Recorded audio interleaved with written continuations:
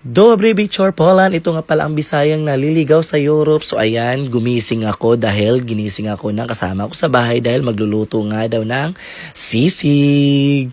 Sisig na napaka-mura budget pero swak na swak sa panglasa. Check natin kung anong ginagawa nila sa kusina.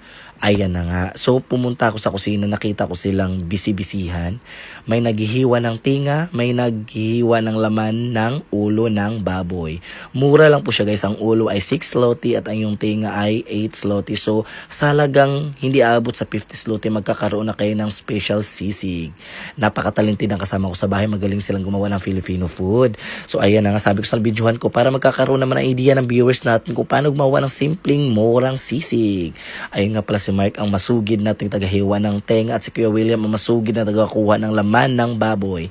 So, sa isang kawali, pinagsama-sama ang sibuyas at bawang at ang yung mixture ng ulo ng baboy at yung tenga. Nakita nyo, ayan. So, nakita nyo naman, nakikita nyo naman, di ba? Nakikita nyo eh. Alam ko nakikita nyo. Kasi nakikita ko rin. So, ayan na nga. So, paghalo-halo natin yan. Nakita nyo yung, oh my God, ang sarap na po niya, guys. Yan. So, ihalo-halo natin na maigi yan. Halo pa, ihalo. Ayan. Kailangan maigi yung paghalo niya, guys. Para yung mixture natin, ma-captivating tayo. Captivating for a several lining. Ganon yun. So, ayun nga pala si MJ ang isa sa mga expert na mga tagapaglasa ng ating lutuin. Ayan. So, sabi na, chinik ko nga siya. Ang sarap na nga. Oh my God. Parang gusto ko ng, I need beer. Beer, please. Char. So, ayan na nga, nakikita yung sarap niya pampulutan, pero masarap talaga siya ulamin talaga, guys. I swear, ayan. So, pinaghalo-halo na nga. Nakita nyo kung anong nilagay niya. Yan po ay sisig mixture, ayan. Nabili po namin siya sa Filipino store, which is a sisig, yan, Kapampangan sisig mixture. Ayan, so inhalo-halo niya yan, ayan. Ihalo ng ihalo, ayan. Dahil masarap pag nalo-halo, nilagyan ng paminta, ayan. Dahil masarap talaga siya, guys, grabe. Kung ako sa inyo, pag nagluto kayo ng ganito murang budget kasama ang mga barkada, kapamilya, did you brush your teeth? Char! Ayan, so ihalo-halo pa natin ulit. Halo. Sige, ihalo mo pa, MG. Halo pa. Ihalo pa na maigi yan. Sige. Maganda kasi pag halo-halo do, guys. Parang maramdaman mo talaga yung emotions of devotions of our economy country. Ayan, so lagyan natin ng sili. Siyempre masarap talaga, guys, pag may sili. Kasi yung spicy of the noodles of the evolutions, ganon. Ayan na nga, pinagalola. Ang sarap na yung colorful na siya because of the sili, yes. Madami kasi kaya may S, sili, yes.